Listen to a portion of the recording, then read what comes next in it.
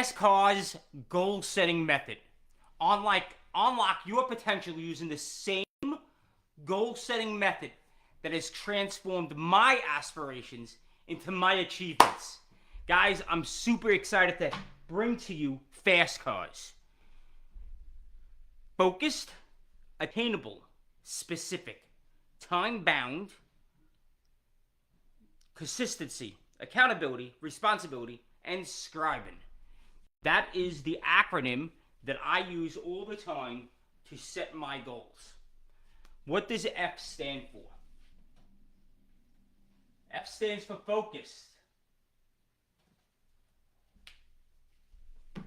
One of our past sessions, we spoke about this right here, the balance wheel. The balance wheel simply looks at my life from a macro perspective and how much fulfillment am I getting in certain areas of my life, or what I like to call gardens, certain gardens of my life. I will pick one of those areas. Ben Hardy says it best when he says, if we have more than 3 priorities, we have no priorities. And when he says that, what he means is simply, if you have too much stuff going on in your life, you're never going to achieve anything. Right? Let me close this out here. This is annoying me. Sorry about that, guys. Keeps coming up with tips. So, what are we going to focus our attention on? Are we going to focus our attention on a specific garden in our life? So what garden are we going to focus our attention on? Then when we write that goal, the A in fast is attainable. So after we write the goal, we want to make sure that it's attainable. I like looking at goals. I look at goals like as the rookie, the minor leaguer, and the major leaguer. Right? The rookie is we're just beginning, we're just starting out. We want that quick win. We want to show our minds that the method that we're using actually does work. We want those quick wins. Our mind gets that reward, that dopamine hit. Oh, this works. Let me do it more and more. And we start building that habit. We're going to talk more about that when we speak about habits in a couple of weeks. We want to make sure that it's attainable. As an intermediate, we're going to set that goal as something that we have to think about, right? Like we set the goal and we're like, is that attainable? Yeah, no, I feel that stretch. It's gonna make me grow a little bit. And then when we get to that professional level, right? We've set goals for a while. Those goals, we're starting to hit the goals. We're starting to fire in all cylinders. That's when we set that big, hairy, audacious goal. I'm in the camp of thinking big. I have it right here on my wall. Every time I walk into my office, this is something that I see. I'm all about thinking big, starting small. So think big. Think about how you're going to absolutely accomplish big, miraculous things like putting a man on the moon. Think about that. But know that in the beginning, when you're first starting out, you need to get that momentum. You need to get those quick wins so that you build that momentum. It's like pushing a car. The first time you start pushing a car, you're like grunting. It's hard to start. You're putting all your body weight into it. You're like, this is heavy. But then, a couple of minutes later, you're just running down the road. 2 fingers, you just keep it up with it because you already built that momentum. So that's what we're talking about with attainable. S, specific. So is the goal specific? Right now, one of the gardens that I'm setting a goal in is health. I want to weigh 160 pounds. I'm at 175 right now. I will weigh 160 pounds in 2 months. Getting specific, though, is you could list that many different ways. I could say I just want to drop 20 pounds or 15 pounds, right? I'm 175, 160. I want to drop 15 pounds. But when you sharpen that up, when you smooth that out, when you get a little bit more specific on that, I will weigh 160 pounds by. It makes it much more clearer. It makes it much more specific. I like listing it in the positive, not in the negative. The negative would be I'm going to lose something. I don't even like using that word lose. I like getting very specific with my words. So I'm not going to lose 15 pounds. I'm simply going to describe what I'm going to obtain. I'm going to be 160 pounds. Same thing for income. I could say I want $10,000 more. Or I could say that I want $15,000 of income per month. It's the same philosophy. T, time bound. So set an end date of when you want that to happen. This goes with attainable a little bit. If we're going to set an attainable goal, it goes with time bound. So, for example, I have a buddy of mine, and this is a shout out to you, Lou, in my pod.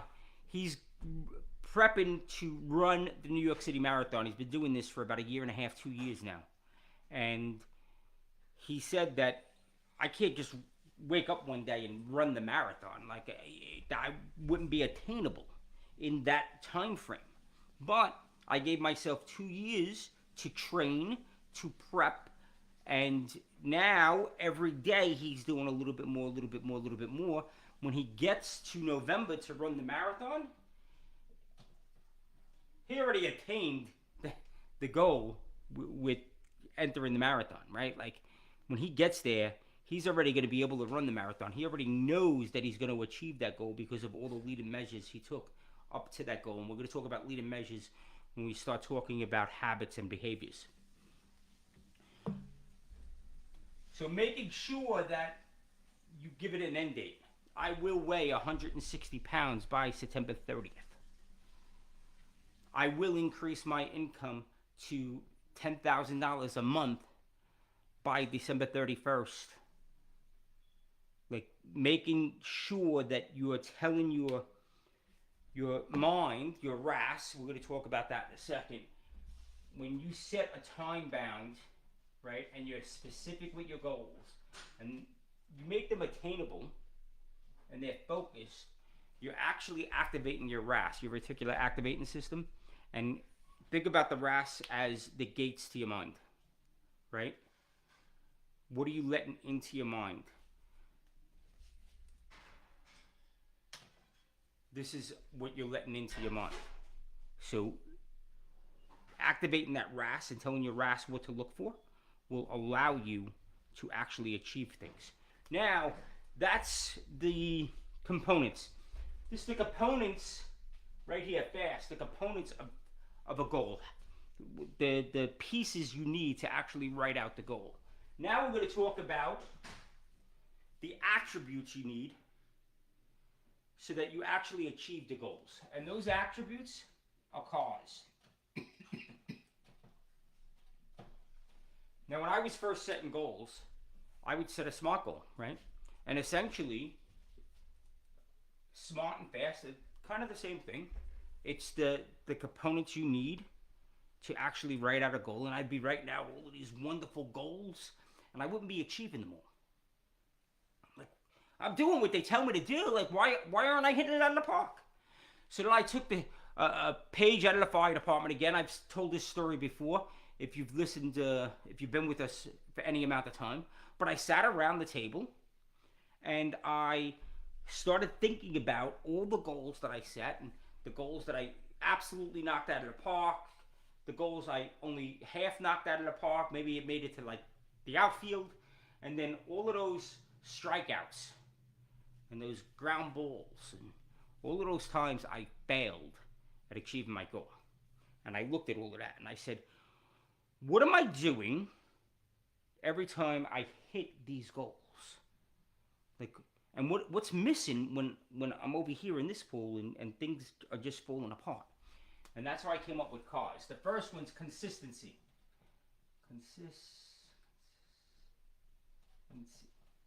Yeah, my spelling's great. Consistency. Consistency is, are you taking sometimes daily action, sometimes action every moment to every day. Like, are you taking that consistent action? I don't think it has to be moment every day. But for me, it was, did I keep it on my mind? Was I clear on my objective? And was I always working on it? Was I constantly moving forward? I call it moving the needle. Was I constantly moving the needle? When I had a break in time, when a meeting got canceled, I would use that canceled meeting, that time block for that canceled meeting, I would use it to do something that would move the needle on my goal. I was taking very consistent action. And I was doing it, quote unquote, all the time. I asked myself, how do I become consistent? Like in those times, and this was probably about 90% of the times that I was consistent, I had accountability. How do you stay consistent? You stay consistent with accountability. Accountability is not a derogatory word. It's not a bad word. It just, accountability is, how are you, what system are you going to put in place that ensures that you stay consistent, that you do what you said you were going to do. Accountability is that piece. I only know one person that is self-accountable. I know lots of people. There's only one person that is self-accountable, that when he says he's going to do something, he just knocks it out of the park. Everybody else has to use something. Some of the things they use, I use a Post-it on my laptop. It says A/J.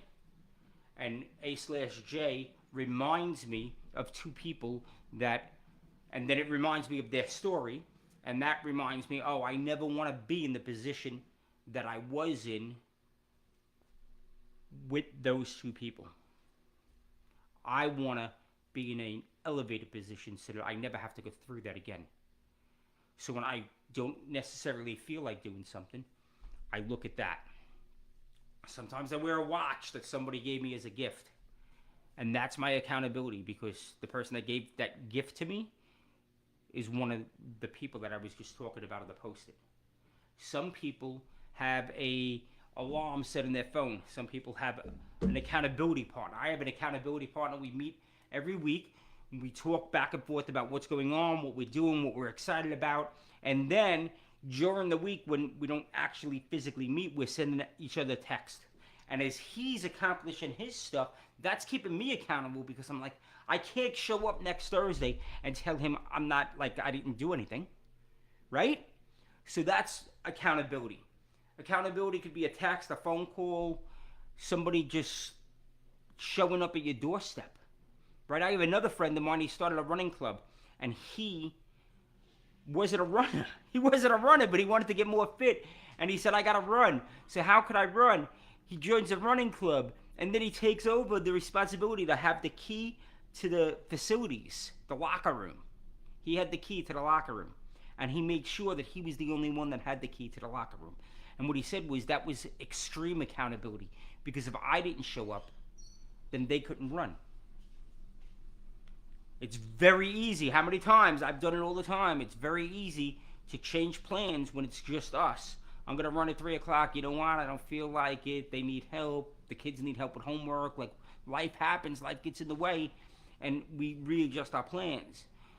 But when I don't show up, if 10 other people can't run, better damn well be sure that I'm going to show up. Because I'm not taking on that responsibility. I'm not going to be responsible for these people falling out of their routine because I didn't feel like running today. And that leads me to the R, responsibility. Jeff Olson, I don't have his book. Wish I had his book right here. I have it somewhere. Jeff Olson writes in his book, let me find this. Responsibility. So this is what Jeff Olson says on responsibility in his book, The Slight Edge. Excellent, excellent, excellent book. If you guys are looking for a book to read.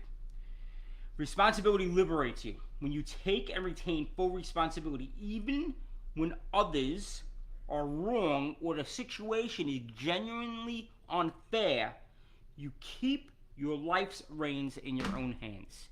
Even when it's genuinely unfair. taking responsibility for the role that you played in that situation. And that role could just simply be, I decided to drive to the store at this moment in time. I decided to turn down this block at this moment in time. Whatever it may be. You retain that freedom. The freedom of, I still have the reins of life in my hand.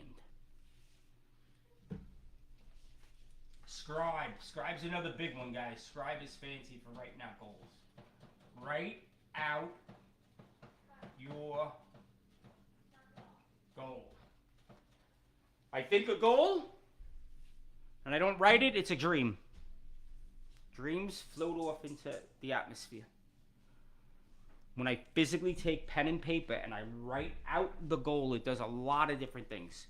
The first thing it does is a visceral response. Remember earlier we talked about the gates opening and closing?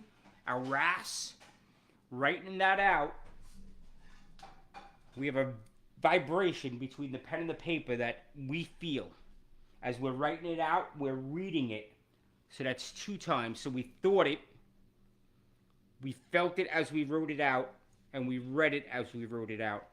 That's activating our RAS to tell our RAS this is important. It's something that you should be paying attention to. And as we do that, the RAS then kind of makes that happen. Now, you still have to take the action. You still have to make the plans, and you still have to be intentional. It doesn't like, I don't just write it out and then I go sit on the couch and all of a sudden I'm 20 pounds lighter. That's not how it works.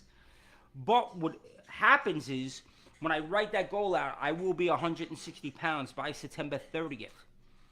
That activates the RAS, the vibration. I wrote it down. For me, when I write things down, I'm like, oh, I wrote it down. Now I have to take care of it. I have to be able to cross it off. And when I write that down, my RAS now goes into activation. So that when I'm walking down the aisle in the supermarket, my RAS says, you want cucumbers, you don't want crackers. Right? You want chicken, you don't want bacon. Things along those lines. You want water and seltzer and tea.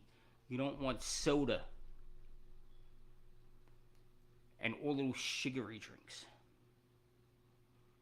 When you're faced with sugar, sugar's my nemesis. I love sugar, and I'm in the process right now of kicking sugar. And it's my nemesis. We go back and forth and back and forth and back and forth. But when my RAS is activated, I'm more apt to be able to resist that sugar. I'm more apt to be able to say, you know what? I'm not going to have that Italian ice, or I'm not going to have that ice cream. I'm going to find other sources of sugar through berries. Berries are a big one for me. Berries, bananas, things along those lines. As you take all of this into consideration, right? How to write the goal, the components of the goal, and then the attributes you need to put into place so that you're achieving your goals. So you can write as many goals as you want. I said this earlier. But until you start implementing a system of habits and behaviors, you're going to have a hard time achieving your goals. This right here is how you start instituting that. We're going to be talking about habits, behaviors, all of that in the weeks coming.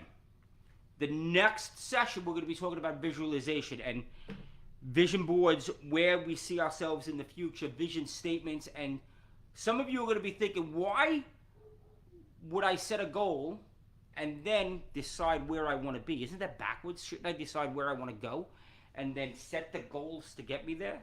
Yes. I wanted you to start thinking about your goals, and I wanted to show your mind that even though you set a goal and you're starting to think about your goals, it's not written in stone. You have to be flexible. You got to be able to pivot.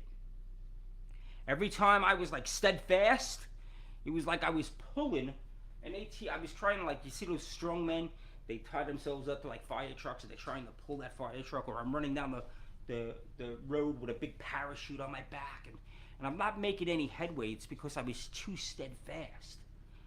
Every successful person I know has